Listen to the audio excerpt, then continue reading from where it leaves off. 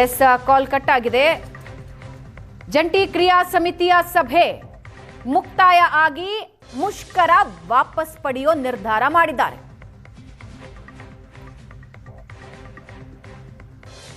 ಸರ್ಕಾರ ತನ್ನ ನಿಲುವನ್ನ ಸ್ಪಷ್ಟವಾಗಿ ತಿಳಿಸಿದೆ. ಇದಾದ ಮೇಲೆ ರಾಮಲಿಂಗಾರೆಡ್ಡಿ ಅವರು ಕೂಡ ಮಾಧ್ಯಮಗಳ ಮುಂದೆ ಮಾತಾಡಿದ್ರು. ಸರ್ಕಾರದ ನಿರ್ಧಾರ ಈ ರೀತಿ ತೆಗೆದುಕೊಂಡಿದ್ದೀವಿ, ಹಾಗಾಗಿ ಮುಷ್ಕರ ಮಾಡದಂತೆ ಮನವಿ ಕೂಡ ಮಾಡಿಕೊಂಡಿದ್ರು. ಅಂತಿಮವಾಗಿ ಜಂಟಿ ಕ್ರಿಯಾ ಸಮಿತಿ ಸಭೆಯಲ್ಲಿ ನಿರ್ಧಾರ ತೆಗೆದುಕೊಂಡಿದೆ. ಮುಷ್ಕರದ ನಿರ್ಧಾರ ವಾಪಸ್ ಪಡ್ಕೊಂಡಿದೆ.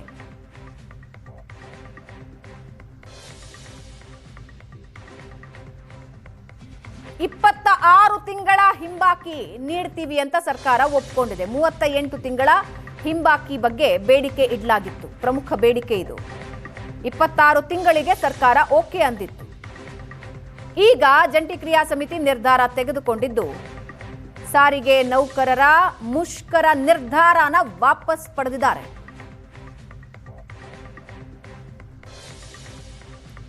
ಕೆಲವೇ ಕ್ಷಣಗಳಲ್ಲಿ ಜಂಟಿ ಕ್ರಿಯಾ ಸಮಿತಿ ಇದರ ಬಗ್ಗೆ ಅನೌನ್ಸ್ ಮಾಡ್ತಾರೆ. ಯಾಕೆ ನಿರ್ಧಾರ ತಗೊಂಡಿದ್ದಾರೆ, ಏನ್ ನಿರ್ಧಾರ ತಗೊಂಡಿದ್ದಾರೆ ಅನ್ನೋದ್ರ ಬಗ್ಗೆ ಮಾಹಿತಿ ನೀಡ್ತಾರೆ. ಸುಮಾರು ಅರ್ಧ ಮುಕ್ಕಾಲು ಗಂಟೆ ಜಂಟಿ ಕ್ರಿಯಾ ಸಮಿತಿ ಒಂದು ಸಭೆ ನಡೆಸಿತು. High voltage meeting. ಮುಷ್ಕರ ಏನಾದರೂ ಶುರು ಮಾಡಬೇಕಾ ನಾವು, ಅಥವಾ ಸರ್ಕಾರದ ನಿರ್ಧಾರ ಸ್ವಾಗತಿಸಬೇಕಾ ಅಂತ ಸಭೆ ನಡೆಸಿ ನಿರ್ಧಾರ ತೆಗೆದುಕೊಂಡಿದ್ದಾರೆ. ಮುಷ್ಕರ ಮಾಡದ ನಿರ್ಧಾರ ತೆಗೆದುಕೊಂಡಿದ್ದಾರೆ. ಕೆಲವೇ ಹೊತ್ತಿನಲ್ಲಿ ಇದನ್ನ ಅಧಿಕೃತವಾಗಿ ಅವರು ಘೋಷಣೆ ಮಾಡ್ತಾರೆ, ಅನೌನ್ಸ್ ಮಾಡ್ತಾರೆ. ನಾಳೆಯಿಂದ ಎಂದಿನಂತೆ ಬಸ್ ಓಡಾಡೋದಕ್ಕೆ ತೀರ್ಮಾನ ತೆಗೆದುಕೊಂಡಿದ್ದಾರೆ. ಅಧಿಕೃತವಾಗಿ ಇನ್ನು ಕೆಲವೇ ಹೊತ್ತಿನಲ್ಲಿ ಜಂಟಿ ಕ್ರಿಯಾ ಸಮಿತಿ ಈ ಬಗ್ಗೆ ಮಾಹಿತಿ ಕೊಡುತ್ತೆ. ಆದರೆ ಸದ್ಯಕ್ಕೆ ಮುಷ್ಕರದ ನಿರ್ಧಾರ ವಾಪಸ್ ತೆಗೆದುಕೊಂಡಿರೋದ್ರ ಬಗ್ಗೆ ಮಾಹಿತಿ ಲಭ್ಯ ಆಗ್ತಾ ಇದೆ. ಸರ್ಕಾರದ ಸಂಧಾನ ಸಕ್ಸಸ್. ಅಕ್ರಮ್ ಪಾಷಾ ಅವರು ಬಂದು ಮಾತುಕತೆ ನಡೆಸಿದಾಗ, ಸರ್ಕಾರದ ನಿರ್ಧಾರ ಏನು ಅಂತ ಘೋಷಣೆ ಮಾಡಿದಾಗ ಅಲ್ಲಿ ವಿರೋಧ ವ್ಯಕ್ತವಾಗಿತ್ತು. ನಮ್ಮ ಜೊತೆ ಒಂದು ಮಾತುಕತೆ ನಡೆಸಿಲ್ಲ, ನಮ್ಮನ್ನ ಗಣನೆಗೆ ತೆಗೆದುಕೊಂಡಿಲ್ಲ, ಜೊತೆಗೆ 38 ತಿಂಗಳ ಹಿಂಬಾಕಿ ಕೊಡಬೇಕು ಅಂತ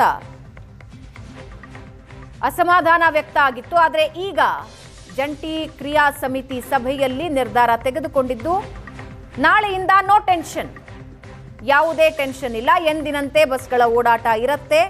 ಮುಷ್ಕರ ವಾಪಸ್ ಪಡೆಯುವ ನಿರ್ಧಾರ ತೆಗೆದುಕೊಂಡಿದ್ದಾರೆ.